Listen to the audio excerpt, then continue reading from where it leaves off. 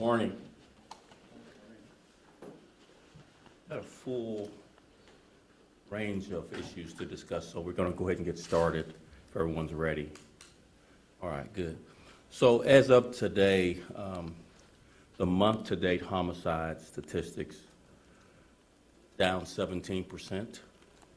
The month-to-date shootings in the city as we're closing out this month are down 14%.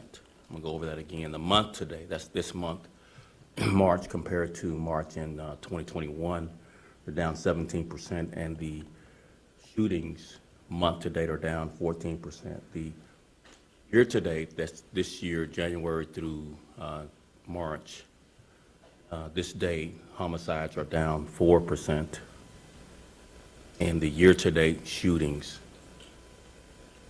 are down 8%. So the first category of numbers I gave you were March to March. The second category of numbers I gave you are January to March versus January to March, 2022 versus 2021. Everybody got that? All right, thanks. So as you know, yesterday around 3 p.m., there was a drive-by shooting in the 1600 block of East 79th Street that left a 32-year-old man and a 23-year-old man dead. Our investigation is ongoing, but we are asking the community's help in coming forward with any information. Remember, we have an anonymous tip line. I'm going to point to this poster board here, and that tip line number is 833-408-0069. This anonymous tip line offers a cash reward for any information leading to either charges and convictions, up to $15,000 for homicides and up to $5,000 for gun trafficking. That number again is 833-408-0069. We've had callers. It's building up, but not at the level we think it'll end up being, but people are calling and utilizing the tip line, and we are processing some rewards as we speak on previous cases. We cannot and we will not let violence become commonplace in the city of Chicago. An example not of violence but of holding offenders accountable is our actions over the weekend when we arrested Dion Butts. That's D-I-O-N, Butts, B-U-T-T-S, which is the latest example of the great work being done by our organized retail theft task force. The arrest is a clear signal to other offenders that the Chicago Police Department will be relentless in finding and arresting you. Just a little bit of recounting of the case that Butts was charged with. He's a convicted felon, and he was arrested on Sunday in the 100 block of South Oak Avenue in Hillside, Illinois. He was identified as one of the offenders who broke into several businesses in the brazen string of robberies across Chicago from November 26th through February 3rd of this year. Butts, who was 24 years old, was a member of a prolific smash and grab crew and is charged with 10 felony counts of burglary. He, along with the co-defender who was apprehended and charged last month, if you recall, were part of a crew responsible for stealing more than $180,000 worth of merchandise and currency. Thanks to the collaboration of the Organized Retail Theft Task Force, area detectives for the Chicago Police Department, and the Great Lakes Regional Task Force, this offender is being held accountable. Since the inception of the Organized Retail Theft Task Force, this collaboration has been very instrumental in solving crimes and locking up offenders. Over the last few months, the task force has helped to apprehend suspects involved in the smash and grab robberies targeting North Face, Alta, and Burberry. We also made arrests in a comprehensive investigation into a large cargo theft operation working with the Illinois Attorney General's office. The task force discovered several $1 million worth of merchandise stolen from multiple retail establishments. The operation was another example of our ongoing collaboration and coordination with state and federal law enforcement partners. Stay tuned. More is coming. Our work is not done in the area of bringing offenders to justice. Chicago police officers have been doing such great, brave, and courageous work across the board. So far this year, Chicago police officers have recovered 2,248 illegal guns from the streets of Chicago, including 174 assault-style weapons. That's an 81% increase in assault-style weapons recovered compared to 2021. I'm going to repeat that. That's an 81% increase. 174 assault weapons seized so far this year, and assault-style weapons recovered since compared to 2021. And as I mentioned, homicides year-to-date are down 4% citywide. Our clearance rates, our homicide clearance rates, are at 65%, with a total of 75 homicides cleared. That's outpacing last year's 19-year record. And the 65% clearance rates for homicides are above the national average. Carjackings are also down 2%.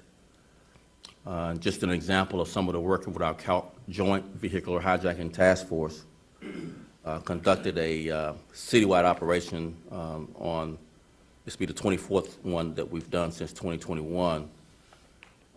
That group, the Vehicular Hijacking Task Force, is a state and federal, county, and local law enforcement agencies' collaboration.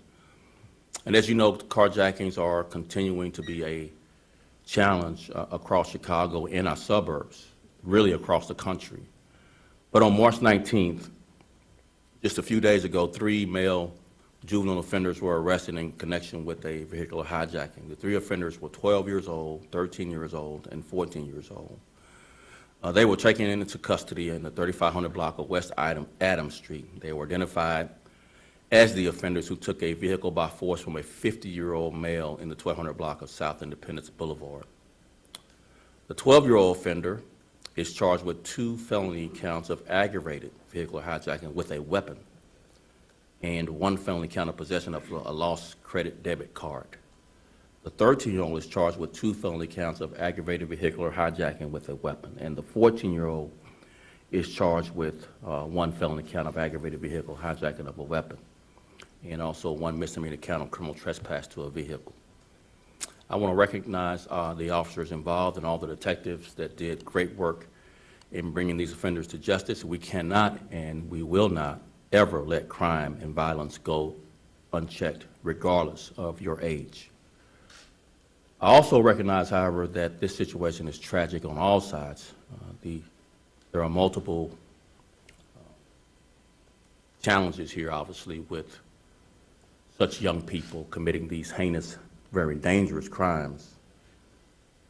This cannot be the norm for our children or our young people, and I personally want more for them.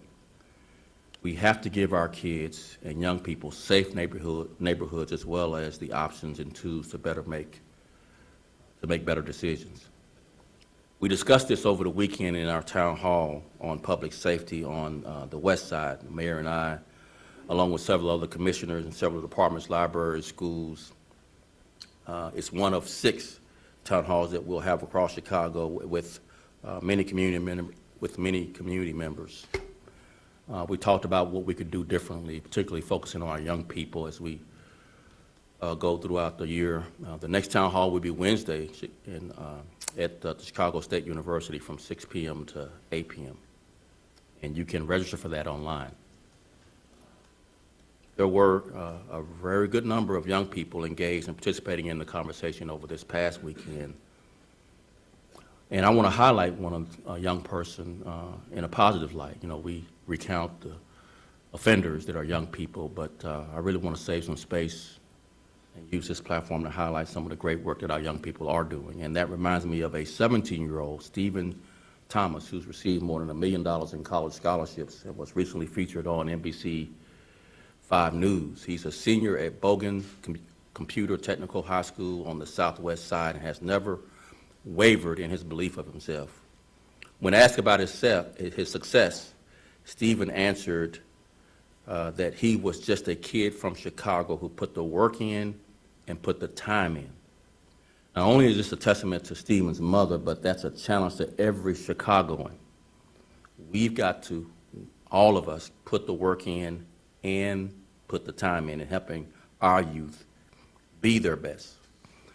And that's what our communities need. We need everyone working together and stepping up wherever you can, however you can. I think I'm going to Chief Denahan now to just give some more updates that he has on cases from yesterday and other cases that he might have to update you on. Brendan. Thanks, Superintendent. So I think, I'm not sure if the superintendent covered it, but everybody knows that we had a double homicide on East 79th Street yesterday, where an individual was on a bicycle, drove up and then drove back around and then committed this act. So I think the super already mentioned this, but to my left is the information on the tip line. We strongly believe that people from the neighborhood know who the defendant is, and the Area 2 detectives are just looking for some additional information to help identify this suspect. So unfortunately, in that incident, there are 2 individuals who are deceased, and as I mentioned, the person was on a bike, and that person was masked with a hood up, but prior to that, we believe he did not have his mask or his hood on, and we're asking for the community to give us some information on that. Yesterday, we also had an 11-year-old that was shot. The detectives are continuing to investigate that case, but it appears that that was an accidental self-inflicted gunshot wound, but that's still an active and ongoing investigation. Then lastly, the superintendent talked about the offender, Dion Butts, who was charged with 10 counts of burglary, and his prior partner, Harper, who was also charged with, I think, with a total of 9. Those individuals were responsible for a crime spree, that could have led to possibly over 200 different incidents over the last year and a half. Detectives from all the different areas are coordinating with the suburbs to see how many incidents we can possibly charge these individuals with. That's all I have, Sue. So we'll open up for a few questions. Yes. My name is Jesse Echeverria. I'm with Univision Chicago. In the last days, at least 3 minors have been victims of gun violence in Chicago. Any updates specifically regarding the case of the 1-year-old baby that suffered a grave wound in Belmont Creighton, please? You have that update, or can we get it offline? Okay, he's got it right now for you. Stand by. Sure. The detectives are actively working that investigation, and without giving out too much detail, but they're in a very good spot where they believe that they're tracking some information. But once again, and I don't want to give, I guess, a ton of detail on this case, but they're always looking for additional information. So those are the Area 5 detectives, and if people from that community can also utilize the tip line as well. But open and active investigation, but the detectives feel they're in a pretty good place moving forward with that case. Yes. Sam Charleston, WGN. Chief Denahan, I'm sorry to make you walk back, but Yeah. is there any indication that yesterday's double homicide on 79th Street was at all related to the other shooting at 79th and Exchange 2 Sundays ago? No, there's no connection at this time, and yesterday's, right now, it's because it's an active investigation, we're not sure if it was personal in nature or if there was some sort of gang nexus to it, but we do not have it connected to the previous one. Yes, ma'am. Stephanie Wade, ABC7. So just to confirm, the 11-year-old, it does appear to be a self-inflicted? Yes. Right now, but it's still early, but that's how it appears now. Okay, thank you. Yes. Sean Lewis from WGN. Yes. The department right now down right around 1,200 to 1,500 officers. How's recruitment going? Are you seeing any ability, any strength in trying to get new recruits into the country? Actually, we got a lot of encouraging news regarding recruiting. As you know, we expanded the 60-hour waiver of college hours for other careers beyond military. So previously, we waived 60 hours of college, which is our basic requirement to be a Chicago cop, for military only. And now we're expanding that to other careers to include law enforcement, corrections, security, healthcare, social services, trades, et cetera, so that we can get more different life skills, a much more broad, mature candidate other than just a college person out of college. So the day we announced that, previously we had about 100 candidates applying a week. That one day we announced we had 400 candidates applying that one day, and we've had continued spikes of applicants over that time. In addition, we don't have 1,500 vacancies. We have somewhere around it's in flux because people retire every day, but somewhere around 1,100 vacancies. Those vacancies, and it's a little bit of a complex story, are not a one-year phenomenon. It's just a compounding of 2020's pandemic restrictions of not giving a test at all for all of 2020, and 6 months into 2021, we didn't give any tests.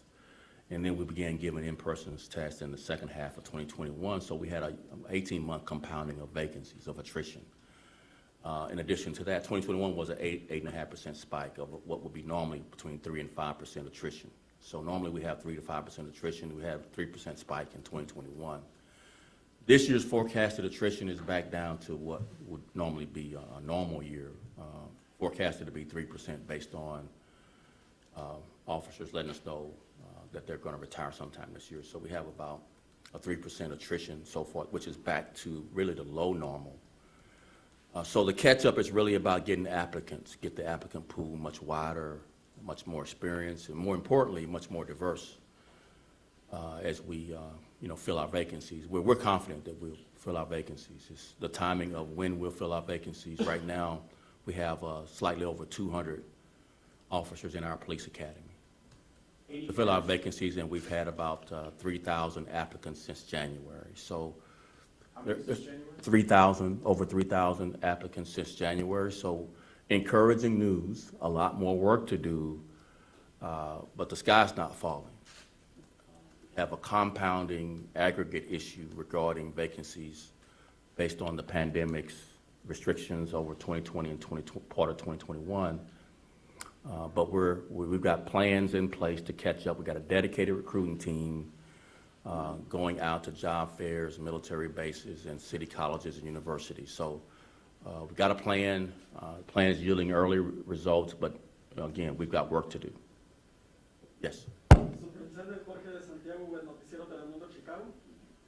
So two questions for you, sir. The first one, is there a plan going on for the temperatures now that they're rising? Seems like this may be a trend where shootings happen to spike up. Yesterday, the Sun-Times-Flyer is reporting that out of the 16 shootings, 11 of them happened between 3 and 7. And then my second question for you, sir.